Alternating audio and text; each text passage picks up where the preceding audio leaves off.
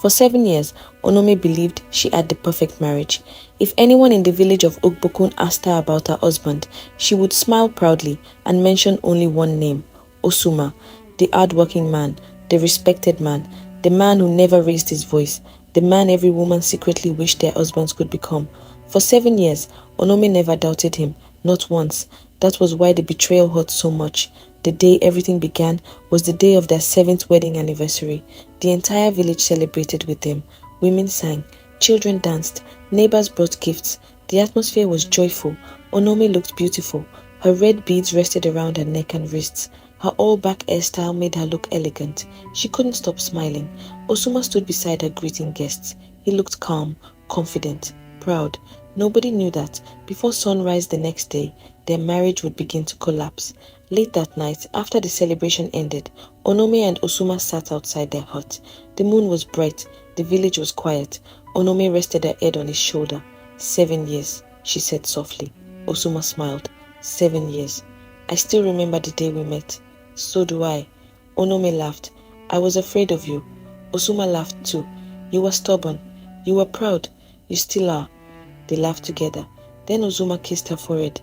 For a moment, everything felt perfect. For a moment. The next morning, Osuma left for the neighboring town. He said he needed to settle a business matter. Onome didn't question him. She never did. Around noon, a strange woman arrived in the village. Nobody recognized her. She looked tired. Dust covered her clothes. She carried a small leather bag. The woman walked directly toward Onome's compound. When Onome saw her approaching, she assumed she was a traveler looking for directions. Instead, the stranger stopped directly in front of her. Their eyes met. Something felt strange immediately. The woman looked at her with sadness, not curiosity, not confusion, sadness. Are you Onome? The woman asked. Yes. The stranger lowered her eyes. Then she nodded slowly. So it's true. Onome frowned. What is true? The woman hesitated, as if struggling with a decision. Then she reached inside her bag. What she removed changed everything. It was a photograph, an old photograph. The edges were worn, the colors had faded. The woman handed it to Onome. Confused, Onome looked down. The moment she saw the image, her heart stopped. Osuma was in the photograph, but he wasn't alone. His arm was wrapped around another woman, and standing beside them were 2 children. Onome's entire body froze. She stared, then stared again. Maybe she was mistaken. Maybe the man only resembled Osuma. But the more she looked, the more certain she became. It was him, her husband. The stranger's voice trembled. My name is Ejiro. Onome looked up slowly. The woman was crying. That man in the photograph, she pointed at Osuma, is my husband. The world seemed to tilt. Nothing moved. Nothing made sense. Onome laughed nervously. No. Ejiro nodded. Yes. No. He married me 12 years ago. No. We have 2 children. Onome stepped backward. The photograph nearly fell from her hand. Everything inside her screamed that this couldn't be true. It had to be a mistake, a cruel misunderstanding, a lie, anything except the truth. But Ejiro kept talking, and every word felt like another knife. He disappeared 7 years ago. We searched for him. My children searched for him. My family searched for him. Her tears fell freely now. We believed he was dead. Onome's legs weakened. Then Ejiro said something that destroyed the last piece of hope she had. I found him 3 months ago. Silence. I followed him. Silence. I watched him. Silence. And I discovered he had another wife. The photograph slipped from Onome's fingers. The village suddenly felt too small, too hot, too loud. For 7 years, she had been sharing her husband with another woman, and she never knew. Onome didn't know how long she stood there. Minutes passed, perhaps longer. Her mind refused to accept what her eyes had seen. Ejiro sat quietly beneath a tree, exhausted, broken, waiting. Neither woman spoke. Both of them had been betrayed by the same man. Both of them were victims. Both of them were suffering. As evening approached, word began spreading across the village. Whispers traveled quickly. Women gathered in small groups. Men exchanged concerned looks. Nobody knew the full truth, but everyone knew something serious was happening at Onome's compound. Then, finally, Osuma returned. He walked toward the compound, carrying a small travel bag. He looked relaxed, happy, completely unaware of the disaster waiting for him. The moment he entered the compound, he saw Onome. Her eyes were swollen. Her face looked pale. Immediately he became concerned. "Onome?" She said nothing. Then he noticed someone sitting behind her. Ejiro. The color drained from his face instantly. His travel bag slipped from his hand. The world seemed to stop. Nobody moved. Nobody spoke. Osuma stared at Ejiro. Ejiro stared back. Years disappeared between them. 7 years. 7 years of lies. 7 years of hiding. 7 years of running. And now the past had finally caught him. "Osuma," Onome said quietly. Her voice was terrifying. Not because she was shouting, because she wasn't. She sounded calm. Too calm. "Who is she?" Osuma couldn't answer. His mouth opened. Nothing came out. "Who is she?" Onome repeated. Still silence. Then Ejiro stood slowly. Tears filled her eyes. "Tell her." Osuma lowered his head. "Tell her." The pain in Ejiro's voice filled the air. "Tell her who I am." Osuma closed his eyes. His heart pounded violently. Everything was over. Every lie, every secret, every excuse. Over. Finally, he spoke. "Ejiro is my wife." The words shattered everything. Onome looked away immediately, as though hearing them physically hurt. Ejiro began crying openly, and Osuma stood trapped between the two women he had destroyed. For several moments, nobody spoke. Then Onome laughed, a strange laugh. Not happiness, not amusement. Pain, pure pain. "You married both of us." Osuma remained silent. "You married both of us." Still silence. "You let us both believe we were your only wife." Osuma swallowed hard. "Yes." The answer only made things worse. Onome looked directly into his eyes. "Why?" Osuma looked exhausted, like a man carrying a burden too heavy for years. "I never planned this." The words sounded ridiculous, even to him. Ejiro laughed bitterly. "You never planned it." Her voice rose. "You disappeared. You abandoned your children. You left us starving." The anger she had carried for years exploded. "My son spent years asking where his father went. My daughter cried every night. And you were here." She pointed around the compound, living another life. Osuma couldn't meet her eyes, because she was right. Every word, every accusation, every wound. She was right. Night fell, but nobody left. The confrontation continued for hours. Questions, answers, more questions, more pain. Then eventually the truth began emerging. 7 years earlier, Osuma's business had collapsed. Debt consumed him. Pressure overwhelmed him. Arguments filled his home. Instead of facing his problems, he ran. First from debt, then from responsibility, then from his family, until eventually he built a completely new life, a new name, a new village, a new wife. Onome listened quietly, but something still bothered her, something important, because despite everything Osuma confessed, one question remained unanswered, a question that made no sense. She finally asked it. "If you wanted a new life," Osuma looked up, "why didn't you tell me the truth before marrying me?" The question hit him harder than anything else, because he had asked himself that same question many times, and he knew the answer. He was ashamed of his failures, ashamed of his past, ashamed of the family he abandoned. So instead of facing the truth, he buried it, and now the truth had returned, more powerful than ever. The next morning, the village woke up to scandal. Nobody talked about anything else. Children whispered, women gossiped, men shook their heads. For the first time in years, Osuma could not leave his compound without people staring. His secret life had become public, and things were about to become much worse, because 2 days later, someone else arrived looking for him, someone even Osuma never expected to see again. 2 days later, a black jeep rolled into Ugbokun village. The vehicle immediately attracted attention. People stopped what they were doing. Children followed behind it. Villagers gathered along the road. Nobody owned a vehicle like that in Ugbokun. Nobody. The jeep stopped directly in front of Osuma's compound. The driver stepped out first, then another man, then finally, a woman, elegant, beautiful, expensively dressed, unlike anyone the villagers had ever seen. The moment Osuma saw her, fear flashed across his face. Real fear, not the fear of being exposed, not the fear of losing his marriage. This was something deeper, something darker. Onome noticed immediately. "Who is she?" she asked. Osuma didn't answer. The woman walked toward him slowly, then stopped. For several seconds they simply stared at one another. The entire village watched, waiting. Then the woman smiled, a cold smile, a dangerous smile. "Hello, Osuma." His body became rigid. The woman laughed softly. "Or should I call you Odafe?" Onome frowned. Ejiro frowned. Even Osuma looked shocked. Odafe, another name. The woman turned toward Onome. You must be the second wife. Onome's stomach tightened. What are you talking about? The woman ignored her. Her eyes remained fixed on Osuma.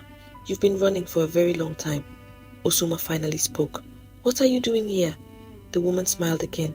I came to collect what belongs to me. The villagers exchanged confused glances. Nobody understood. Neither did Onome. The woman slowly removed the file from her handbag. Then she threw it at Osuma's feet. Photographs scattered across the ground. Documents, bank papers, contracts, old records. Osuma stared at them. His face turned pale. Onome immediately knew there was another secret, another lie, and this one looked worse, much worse. The woman folded her arms. Tell them. Osuma remained silent.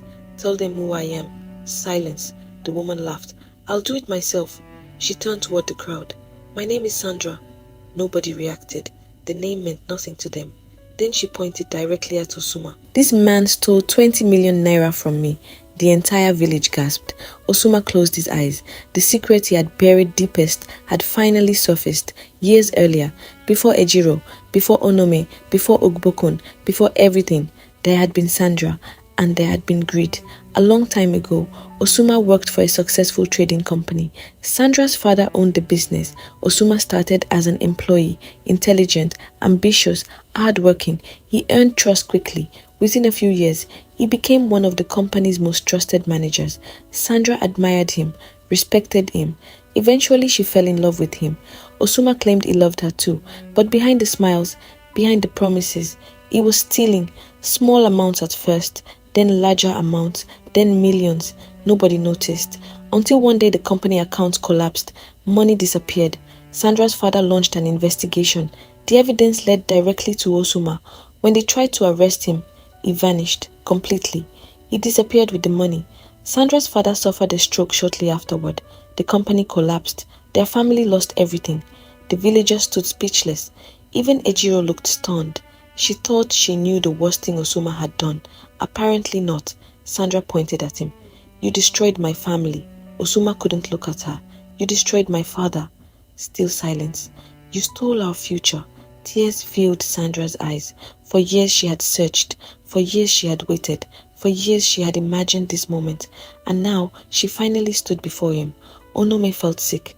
Every minute revealed a different version of the man she married. Who was he? Who had she been sleeping beside for 7 years? Who exactly was Osuma? The man she knew seemed to disappear more with every secret uncovered. Then Sandra dropped the final bombshell. There's something else. The entire crowd became silent. Sandra looked directly at Onome, then at Ejiro, then back at Osuma. Her expression hardened. You didn't just steal money. Osuma's eyes widened. No? Sandra nodded slowly. Yes. Fear appeared on his face. The first genuine fear anyone had seen. Sandra took a deep breath, then spoke the words that shocked everyone. My younger brother died because of you. Silence. Pure silence. The villagers froze. Onome's heart stopped.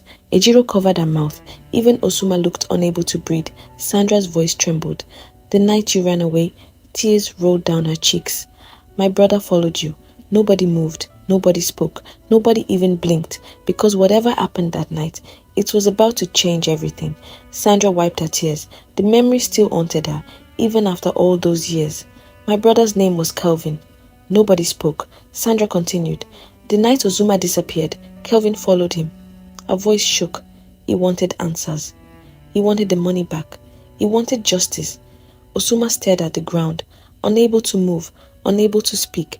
Sandra pointed at him. You knew he was following you. Osuma finally looked up. No, stop lying. I didn't know. You always lie. The villagers watched in silence. Sandra's anger exploded. My brother never came home. The words hung heavily in the air. My family searched for him. We searched for months. Years. Her voice cracked. We never found him. Onome felt cold. A terrible feeling settled in her chest. Sandra reached into her handbag. Then she pulled out another photograph. A young man, smiling, full of life. This was Kelvin. The crowd stared quietly. Sandra's eyes filled with tears. My mother died waiting for him. My father died believing he abandoned us. And all these years, She pointed at Osuma. I believed you knew something. Osuma shook his head slowly. I swear I didn't. Sandra laughed bitterly. Of course. You swear. You always swear. The crowd began murmuring. For the first time, some villagers looked genuinely afraid of Osuma. The respected man they knew was disappearing, piece by piece, secret by secret, lie by lie. Then an elderly voice interrupted. Enough. Everyone turned. The village chief had arrived. Several elders stood behind him. The chief walked slowly toward the center of the crowd. His face was serious, very serious. He looked at Osuma, then at Onome, then Ejiro, then Sandra. Finally he spoke. This matter is bigger than one family. Nobody argued. The chief continued. Too many secrets have been revealed. The crowd nodded. We need the whole truth. His eyes settled on Osuma, and we will get it. The chief ordered everyone to gather beneath the village square tree the next morning. No excuses, no delays. Everyone would attend, especially Osuma. That night nobody slept. Not Onome, not Ejiro, not Sandra, and certainly not Osuma. He sat alone outside the compound. The moon hung high above him. His mind replayed every mistake he had ever made, every lie, every betrayal, every selfish decision. For the first time in years, he felt trapped because there was nowhere left to run. The next morning, the village square overflowed with people, men, women, children. Even visitors from neighboring villages arrived after hearing rumors. The chief sat beneath the ancient tree. The elders surrounded him. Osuma stood in the center, alone. The chief raised his hand. Silence fell. Then he spoke. Osuma. His voice echoed across the square. Do you know anything about Kelvin's disappearance? Osuma swallowed. The entire village watched, every eye fixed on him. Finally he answered, No. Sandra scoffed loudly. The chief raised a hand. Let him finish. Osuma nodded, then continued, I never saw Kelvin after I left. Sandra immediately stood. That's impossible. The chief motioned for her to sit. Then something unexpected happened. An old man stepped forward from the crowd. Nobody noticed him before. He looked weak, thin, perhaps 70 years old. His walking stick shook slightly. The old man raised his hand. I know something. The entire square became silent. The chief frowned. What do you know? The old man looked directly at Osuma. Recognition flashed across Osuma's face. He knew him years ago, before Ugbokun, before everything. The old man spoke slowly. I was there. Sandra froze. Onome froze. Ejiro froze. The chief leaned forward. There where? The old man pointed toward Osuma. The night he disappeared. The crowd exploded with murmurs. The chief immediately restored order, then turned back. What happened? The old man's voice trembled. Kelvin found him. Sandra stopped breathing. Every muscle in her body locked. The old man continued. They argued. The square remained completely silent. Kelvin demanded the money. He threatened to report him. The old man's eyes filled with sadness. Then he said something nobody expected. Osuma begged him. The crowd looked shocked. The old man nodded. Yes, he begged. He cried. He promised to return the money.